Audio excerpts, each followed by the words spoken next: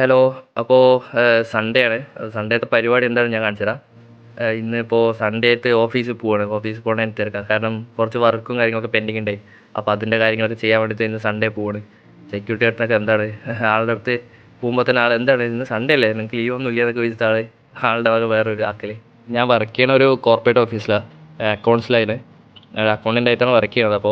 അപ്പോൾ അതിൻ്റെയൊക്കെ ആയിട്ട് തിരക്കൊക്കെ കാര്യങ്ങളൊക്കെയാണ്. പിന്നെ ഇവിടെ ദീപാവലിയൊക്കെ ആയില്ലേ, അപ്പോൾ ദീപാവലിയുടെ തിരക്കും കാര്യങ്ങളൊക്കെ ഉണ്ടാവും.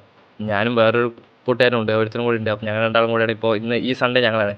അപ്പോൾ ഓരോ സൺഡേ ഓരോ ആൾക്കാരൊക്കെ വരും. ചിലപ്പോൾ വർക്ക് പെൻഡിങ് ഒക്കെ ഉണ്ടെങ്കിൽ ഓരോ ആൾക്കാരൊക്കെ വന്ന് വർക്ക് ചെയ്യും. അത് കുഴപ്പമൊന്നുമില്ല. ഫുൾ ടൈം 24 മണിക്കൂറും ഓപ്പൺ ആണ് നമ്മുടെ. നമുക്ക് എന്ത് സൺഡേ, നമുക്ക് സ്പ്രെഡ്ഷീറ്റും എക്സലും ടാലിയൊക്കെ തന്നെ ഉണ്ടായതുകൊണ്ട് മൊത്തം സൈലൻ്റ്. അല്ലെങ്കിൽ നല്ല സൗണ്ടും കാര്യങ്ങളൊക്കെ ഉണ്ടാവും.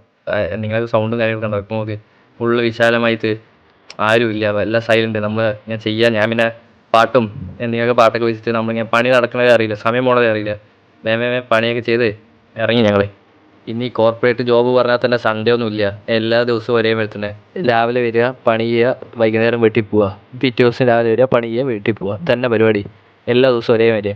ഞങ്ങളുടെ വർക്കും കഴിഞ്ഞു, നല്ല വിശപ്പ്. അപ്പം നിങ്ങളൊക്കെ ചെറുതായിട്ടൊരു തട്ടുകടയിൽ പോയി കഴിച്ച് പിന്നെ ഓരോ സൊസിയോ അടിച്ചു. ഇത് ഇവിടുത്തെ മെയിൻ സാധനമാണ്. ഒന്ന് ട്രൈ ചെയ്ത് നോക്കണം എല്ലാവരും. അപ്പോൾ നിങ്ങളുടെ സൺഡേയും ഇതുപോലെയൊക്കെ ആണെങ്കിൽ ഒന്ന് കമൻറ്റ് ഇടുക. അപ്പോൾ അടുത്തൊരു വീഡിയോയിൽ കാണാം. Okay, by.